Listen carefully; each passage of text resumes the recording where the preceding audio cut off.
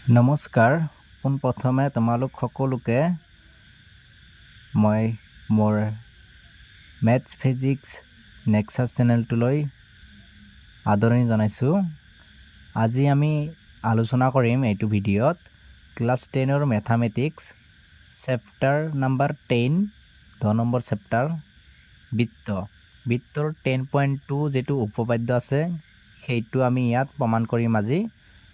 ইয়াত কি কৈছে চাবা, এটা বহিবিন্দুৰ পৰা বৃত্তলৈ টনা স্পৰ্শকবোৰৰ দৈৰ্ঘ্য সমান। এইটো কুৱেশ্যন পৰীক্ষাত HSLC মেট্ৰিকত বহুতবাৰ অহা কুৱেশ্যন 2015 চনত আহিছিল, 18 চনত আহিছিল, একেলেথাৰি আহিয়ে আছে। তোমাক পৰীক্ষাত এনেকৈ উপপাদ্য বুলি দিয়া নাথাকে, চিধা কুৱেশ্যন সুধি দিব, প্ৰমাণ কৰা যে এটা এটাৰ বহিবিন্দুৰ পৰা বৃত্তলৈ টনা স্পৰ্শকবোৰৰ দৈৰ্ঘ্য সমান। এনেকৈ পৰীক্ষাত সুধিব। গতিকে বলা আমি ভিডিঅ'টো ষ্টাৰ্ট কৰোঁ। পোনপ্ৰথমে আমি এটা বৃত্ত আঁকি ল'ম।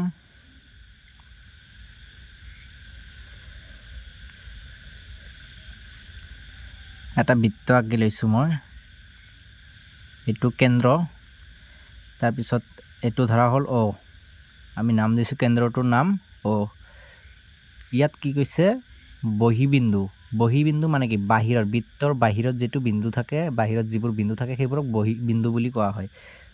মই ইয়াত এটা বিন্দু কনচিডাৰ কৰিছোঁ, ধৰি লৈছোঁ পি বিন্দু ধৰিছোঁ মই এইটো। আৰু স্পৰ্শক মানে কি বৃত্তক স্পৰ্শ কৰা, টাচ কৰা, সেইবোৰক কয় স্পৰ্শক।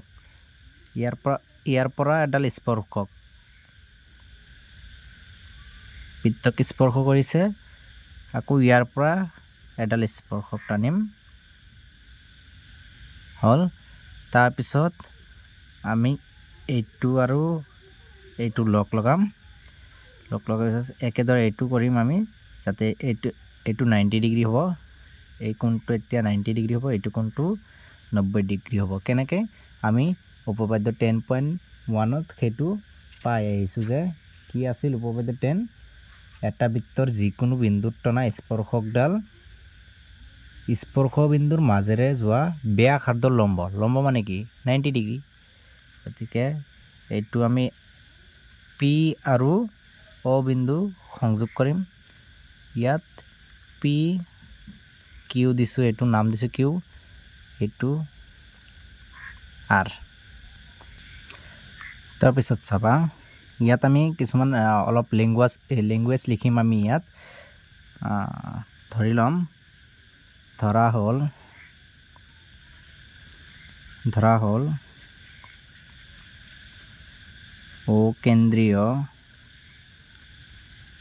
অকেন্দ্ৰীয় বৃত্ত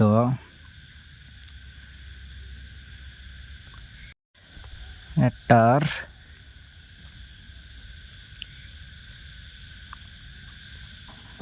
বাহিৰত পি এটা বিন্দু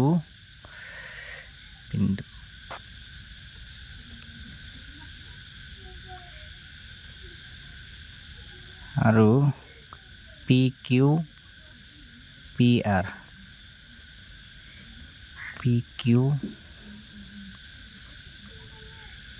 আৰু পি আৰ দুডাল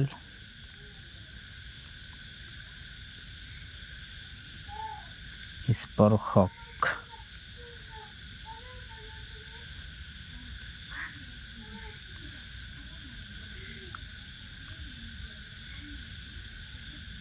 পি আৰু অ সংযোগ কৰা হ'ল।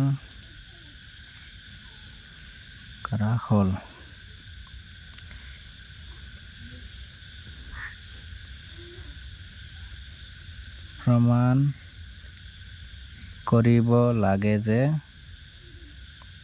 কি প্ৰমাণ কৰিব লাগে আমাক যে বহিবিন্দুৰ পৰা বৃত্তলৈ টনা স্পৰ্শকবোৰৰ দৈৰ্ঘ্য সমান ইয়াৰ পৰা এইখিনি যিমান ইয়াৰ পৰা এইখিনি সমান বুলি আমাক প্ৰমাণ কৰিব লাগে ইকুৱেল বুলি প্ৰমাণ কৰিব লাগে যে PQ ইকুৱেল PR এইটো প্ৰমাণ কৰিব লাগে এতিয়া প্ৰমাণ চাম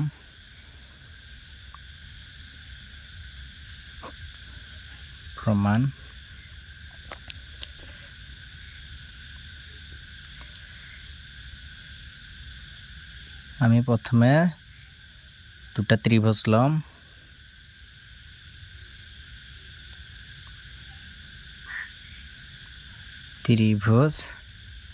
ইয়াত চাবা POQ এটা ত্ৰিভুজ হৈছে POR এটা ত্ৰিভুজ হৈছে মানে দুটা ত্ৰিভুজ হৈছে প্ৰথমে POQ আৰু ত্ৰিভুজ POR দুটাৰ পৰা কি পাওঁ প্ৰথমে চাবা OR ইকুৱেল OQ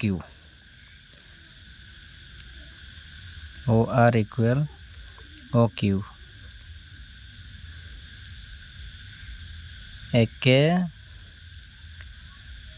বৃত্তৰ ব্যাসাৰ্ধ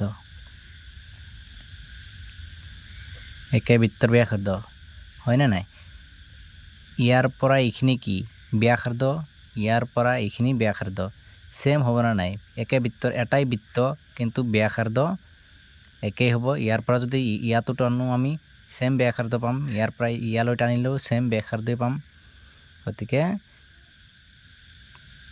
QO বা OQ ইকুৱেল OR একে বৃত্তৰ ব্যাসাৰ্ধ একেদৰে আমি আৰু আকৌ চাম OP ইকুৱেল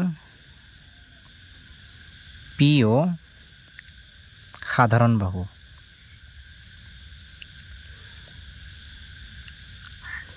কি হ'ব PO আৰু OP সাধাৰণ বাহু মানে এইটো বাহু চাবা এইটো যিটো বাহু আছে এই বাহুটো এইটো ত্ৰিভুজত আছে ইয়াৰ পৰা এইখিনি এইটো ত্ৰিভুজত আছে তাৰপিছত এই বাহুটো আকৌ চাবা এইটো ত্ৰিভুজতো আছে তলৰ যিটো ত্ৰিভুজ দুইটা ত্ৰিভুজতে আছে না নাই গতিকে সেম এটা বাহুই যদি দুইটা ত্ৰিভুজকে কানেক্ট কৰি আছে গতিকে তাক আমি সাধাৰণ বাহু বুলি ক'ম গতিকে OP ইকুৱেল PO সাধাৰণ বাহু আমি পালোঁ আকৌ চাবা এংগল OQP ইকুৱেল ORP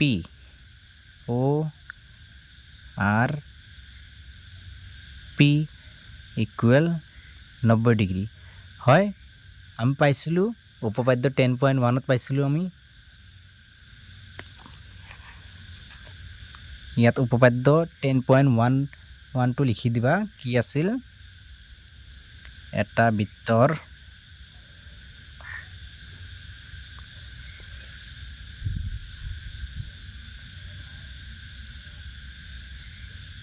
যিকোনো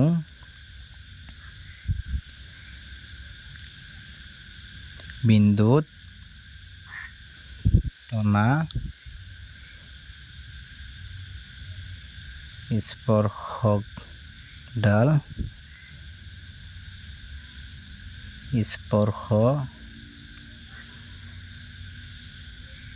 স্পৰ্শবিন্দুৰ মাজেৰে যোৱা ব্যাসাৰ্ধৰ লম্ব হয় এইটো 10.1ত পাইছিলোঁ আমি উপপাদ্য 10.1ত পাইছিলোঁ এইখিনি আমি তাৰপিছত চাবা তিনিটা পালোঁ আমি কি হ'ব তাৰপিছত therefore এতেকে ত্ৰিভুজ POQ সৰ্বাংগক্ষম ত্ৰিভুজ POR গতিকে কি হ'ব এইটো ত্ৰিভুজ আৰু এইটো ত্ৰিভুজ সৰ্বাংগক্ষম হ'ব তিনিটা পালোঁ আমি যিহেতু তিনিটা কণ্ডিশ্যন পালোঁ চাবা এইটো কি বিধিমতে পাম আমি বাহু বাহু কোণ বা সাইড এংগেল এইটো বিধিমতে এতেকে PQ ইকুৱেল PR এইটো CPCT বিধিমতে হ'ল